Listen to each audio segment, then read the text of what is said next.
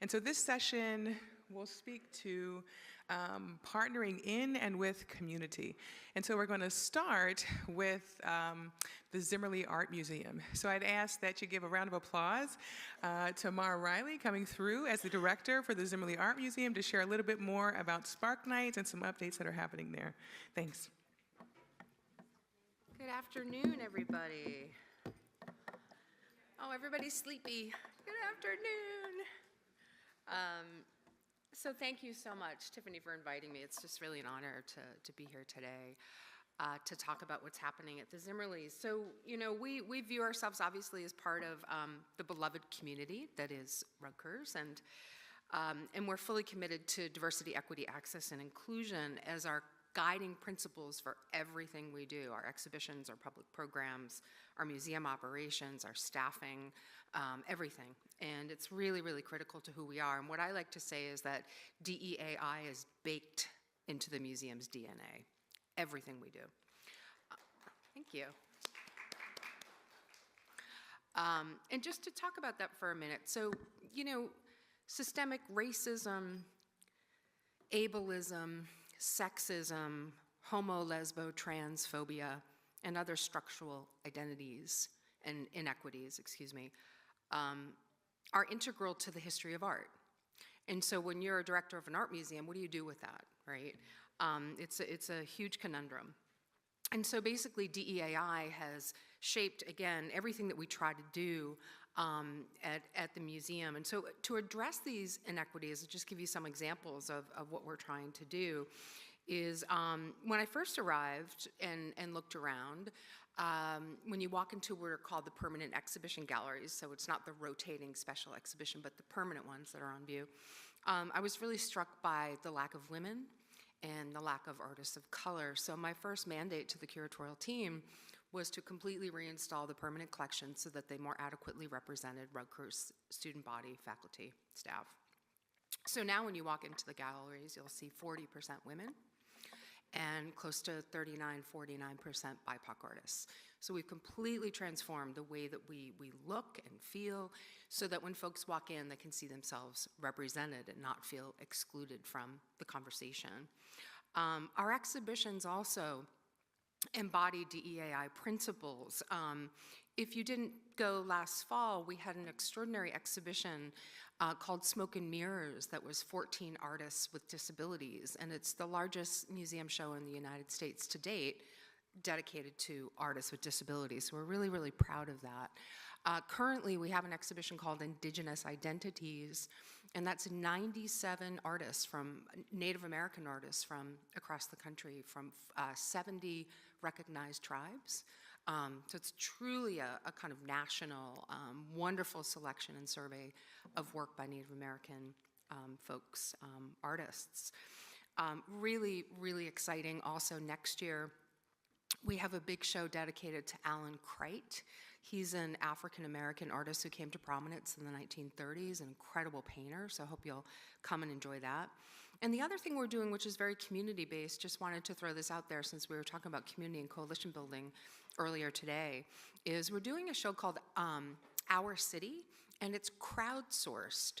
So basically everybody in New Brunswick at large will submit photographs of our city, New Brunswick, and then the crowd itself, the community, will actually decide on the best works, curate the exhibition, and then we just put it on the wall. So it's fully community driven, you know, and an exciting opportunity for us to work with our constituents and our audiences in new and kind of different ways. So we're really psyched about that. And I know that, Brian, that would be right up your alley, right? The community engagement. And so just a little bit also about our public programming. So I mentioned our permanent exhibitions, installation, our exhibitions, what are rotating exhibitions, but also we do a tremendous amount of public programming. We do around 300 events a year, so we're really, really busy. I have the most extraordinary education team, and a shout out to Brandon Truitt and Barbara Sapita and Claire D'Amato, who help make all of this happen. But the thing I guess that we're most maybe proud of, but probably most well known for as far as our public programming is our Spark Night. So our Spark Night happens the first Thursday of every month, and it's an after-hours art party. And so you go and you get free wine and some food, but also, music, performances, art making workshops, lectures, pop-up tours. And so it's a really, really fun kind of rockin' monthly party, and I encourage you to come if you haven't been. We get between 150 and 500 people at these, particularly Black History Month brings in the biggest crowd. As you can imagine, it's an amazing, amazing night, just full of just a buzz around the museum. But the crowds are really, really strong, and they're getting bigger and bigger, as I'll talk about in a second, which makes us very happy. But each of the Spark Nights takes, oh wait, let me just move forward. Here we go. Shouldn't be looking at me. Each of the Spark Nights takes history, like a history month, as its thesis. So November obviously is Native American Heritage Month. And so we'll be celebrating this Indigenous Identities Native American art show for that. But February, Black History Month, as I said, our largest audience annually. Women's History Month is obviously coming up. We'll do some really wonderful programming around the women artists who are Native American in the show. April, of course, is Gapril. And that's another really, really fun-filled evening with, I think I mentioned earlier, with some drag shows and tours of the queer artists in the museum. And so it's a really, really fun night as well. But one of the examples that I wanted to talk about was, I'll just put up Spark Night there, as an example of progress is our Spark Night dedicated to Disability Awareness Month, which is October. And so we launched that in 2022 when I arrived. Disability awareness is very important to me personally, and I felt strongly that we needed to, do something, a specific event dedicated to our audiences with disabilities. And so we launched that in 2022, and it was a really wonderful, event. We had lots of speakers and tours of artists with disabilities in the museum and other fun activities, and we had about 60 people for that first one. But then we launched in 2023, we launched the new minor in disability studies at the museum for our Spark Night.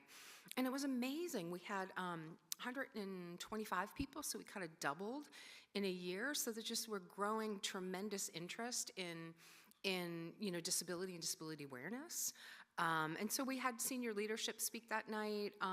We had Professor Javier Robles, who I think many of you probably know, who's the chair of the Disability Studies minor, and just a wonderful, wonderful group of people. So that was a great event. And this year, even more exciting, we more than doubled the attendance. We had 250 people come to the Spark Night dedicated to disability awareness, featuring again just the artistic talent of those with disabilities, but it was also coinciding with the exhibition called Smoke and Mirrors that was about artists with disabilities. So huge, huge crowd for that, which is truly exciting.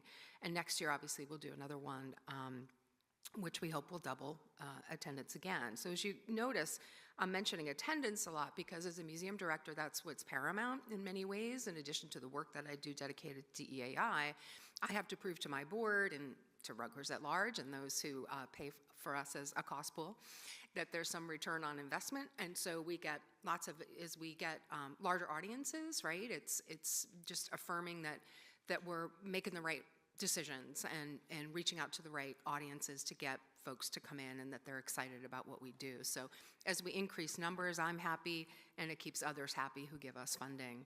But it's truly, truly thrilling to see the audiences building. But wanted to say that we don't do this alone. So I have, as I mentioned, my extraordinary education team, but we partner with a lot of student organizations, local arts communities, campus community partnerships. And so Spark Nights, we've been working primarily with the Rutgers Cultural Center Collaborative. So you can see who that's comprised of. I'm sure many of you know people from each of these centers. But I think primarily Paul Robeson Cultural Center is a really, really close partner of ours, but as are the others. And we work in collaboration with all the student groups. So the student groups actually co-create the programming with us. So we want it almost to be crowdsourced again, where the students get to tell us what they want, right? So we can make sure that the programming that we're offering is enticing and exciting for them, because that's obviously what's most important, are the students. Now, another thing that we just started up, which is really exciting, is in addition to Spark Night, we started something called Ultima Domingo, which means last Sunday of the month. And we started that a year ago, so we're celebrating our 1-year anniversary. And again, it's a monthly program like Spark Night, but it's meant specifically to celebrate Latinx culture. And it invites bilingual communities into the museum to come together, you know, around like an ever-evolving series of performances and music and activities. So very similar to Spark Night, but dedicated really to our community who are English, Spanish speakers. And, you know, fortunately, we were able to get some funding for my bilingual museum initiative, and we are able now to change all the signs. So now we have English-Spanish signs in the museum. We're working on getting them throughout the museum. It's a slow process working with Rutgers IPO. Shout out to them, but it's taken a while. It's been a year, just saying. And so we're working on all of that. You'll notice too when you come to the museum, you know, most museums, including famous museums like MoMA or the Met or the Whitney, when you walk in and you read that label to the side of an artwork, it's always in English there. At the Zimmerli, it's in English and Spanish. So we really, really are working hard to ensure that our Spanish-speaking friends and neighbors and community are feeling welcome into our space. And those events are getting huge numbers too. So we started out with 150 at the first one, and the last one was 400. So this Sunday is our Ultima Domingo, and we are celebrating Carnival. So that's going to be really huge and fun. We do a Day of the Dead one as well, which brings in like 600 people.